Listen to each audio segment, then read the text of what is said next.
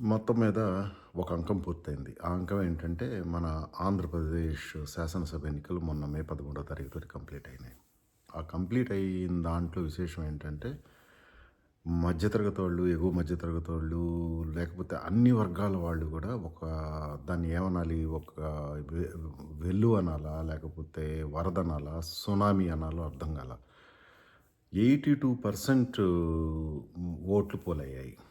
ఆ పోలైన ఓట్లల్లో గూడా ఏ ఒక్కళ్ళు మా ఓటు దొంగ ఓటు అంటే మా ఓటు మేము వేయలేకపోయామని గానీ, లేకపోతే దొంగ ఓట్లు పోలైనయి అని రాజకీయ పార్టీలోళ్ళు క్లెయిమ్ చేయలేదు. అలాగనే వ్యక్తిగతంగా గూడా ఏ ఒక్కళ్ళు గూడా దాని మీద కంప్లెయింట్ చేయల. చెదురుమదురు సంఘటనలు తప్ప మోస్ట్ ఆఫ్ అంటే ఎలక్షన్ ప్రాసెస్ వచ్చి ప్రశాంతంగానే జరిగిందని చెప్పొచ్చు. ఇప్పుడున్న దౌర్భాగ్యపు వైసీపీ గవర్నమెంట్‌లో ఇలాంటి ఒక ఎన్నిక జరుగుద్దని జెప్పేసి ఎవరు అనుకోల. ఇది ఎన్నికలు అరాచకానికి పరాకాష్ఠగా ఉంటాయనుకున్నాం. మొత్తం మీద అలా కాకుండా హ్మ్, బాగానే జరిగాయని చెప్పొచ్చు. దానికి ఎలక్షన్ కమిషన్‌ని అభినందించొచ్చు. లేకపోతే దాంట్లో ఉన్న అధికారులు కొంతమంది కాదు, మెజారిటీ స్టిల్ వైసీపీ కొమ్ము కాసినా కూడా అన్యాయానికి, అక్రమానికి ఆస్కారం లేకుండా సాధ్యమైనంత వరకు ప్రశాంతంగానే జరిగాయి. ఇక అక్కడి నుంచి ఏమైందంటే యాజ్ యూజువల్‌గా ఎన్నికల ఎనాలిసిస్ వాళ్ళ విశ్లేషణలు వాళ్ళు చేసుకుంటూ మొదలుపెట్టారు రాజకీయ పార్టీలు. దాంట్లో తెలుగుదేశం వాళ్ళు చేసిన క్లెయిమ్ ఏంటంటే ఇప్పుడు లాస్ట్ ఎన్నికల్లో ఆల్మోస్ట్ 79%, 79 పాయింట్ సమ్ పర్సెంటేజ్ ఓట్లు పోలయ్యాయి. ఇప్పుడొచ్చి దాన్ని మించి ఇంకొక 2% పైన ఓట్లు ఎక్స్‌ట్రా వచ్చినాయి. ఇలా పోలైన ఎక్స్‌ట్రా ఓట్లు ఎప్పుడూ గూడా ప్రభుత్వ వ్యతిరేక ఓటుగానే ఉంటుంది. దానివల్ల అదే కాకుండా ఆల్రెడీ ఇది గవర్నమెంట్ దాష్టీకానికి బలైపోయిన ఎన్నో వర్గాల వారు, అంటే ఉద్యోగస్తులు గానివ్వండి, టీచర్స్ గానివ్వండి, లేకపోతే బిల్డింగ్ వర్కర్స్ కానివ్వండి, ఇలాంటి వాళ్ళందరూ చాలా వ్యతిరేకంగా ఉన్నారు. వాళ్ళ వాళ్ళందరూ వ్యతిరేకంగా ఉండటం వల్ల డెఫినెట్‌గా దాంట్లో వచ్చిన ఓటు పర్సెంటేజీ ఇప్పుడు పెరిగిన ఓటు పర్సెంటేజ్ మాకే అనుకూలం కాబట్టి మేమేం గెలుస్తాం, కూటమి గెలుస్తుందని టీడీపీ వాళ్ళు క్లెయిమ్ చేస్తున్నారు. అయితే లాస్ట్ టైం కూడా టీడీపీ చంద్రబాబు నాయుడు గారు ఒక మాట చెప్పారు. ఏంటంటే ఎన్నికలు అయిపోయిన 2019 ఎన్నికలు అయిపోగానే మొదలైనప్పుడు చాలా స్లోగా మొదలైంది ఎన్నికల ప్రాసెస్. మొదలైనప్పుడు ఈయన మధ్యలో టీవీ స్క్రీన్ మీదకొచ్చి, చూడండి ఇది మన రాష్ట్ర భవిష్యత్తుని నిర్ణయించే ఎన్నికలు కాబట్టి మీరు దీన్ని తేలిగ్గా తీసుకోవద్దండి. అందరూ ఓటుకెళ్ళండి, ఓటేయండి అని చెప్పారు.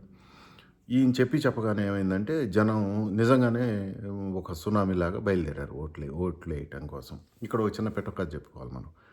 ఒక ఒ ఒ ఒక ఒకతను తన దగ్గర పనిచేసే, అంటే ఒక భూస్వామి అని చెప్పొచ్చు. ఒక భూస్వామి తన దగ్గర పనిచేసే ఒక పాలేరుని పిలిసి, "ఒరేయ్! వాళ్ళు పలానోళ్ళు నిన్ను కొడతంటే ఎందుకురా అట్లా మెదలకుండా ఉన్నావు నువ్వు? నువ్వు నా పేరు చెప్పుండొచ్చు గదా! అప్పుడు కొంచెం తక్కువ కొట్టేవాళ్ళు. అసలు కొట్టేవాళ్ళు గాదు గదా!" అని చెప్పి అడిగితే, ఈ నౌకరు చెప్తాడనమాట. "అయ్యా! ముందు వాళ్ళు చిన్న చిన్న దెబ్బలే కొడతా ఉన్నారు. కొట్టేటప్పుడు నేను జెప్పాను, నేను పలానా ఆయన దగ్గర నౌకరీ పని చేస్తానండి అన్నాను. అంతేనండి, సావగొట్టి వదిలిపెట్టారు నన్ను. మీ పేరు చెప్పిన తర్వాతనే ఎక్కువ కొట్టారండి. మీ పేరు గనుక చెప్పకపోతే 2 దెబ్బలు ఏదో కౌకు దెబ్బలు కొట్టి వదిలేసేవాళ్ళు. కొళ్ళబొడిచి వదిలిపెట్టారండి మీ పేరు చెప్పిన తర్వాత." అందుగా అనని చెప్పినట్టు చంద్రబాబు గారు చెప్పినప్పుడు జనం ఎళ్లారు సునామీలాగా. ఎవరు కోట్లేసారో చూసాము. ఫైనల్ రిజల్ట్ ఏంటో కూడా చూసాం మనం. సో, అదొక అంకం అయితే, ఇప్పుడు ఈ వైసీపీ వాళ్ళు చెప్పేదేంటంటే, మా ఇన్ని అకృత్యాల తర్వాత కూడా, ఇన్ని దాష్టికాల తర్వాత కూడా జనం మమ్మల్ని నమ్మారు. మా పథకాలకి బ్రహ్మరథం పట్టారు.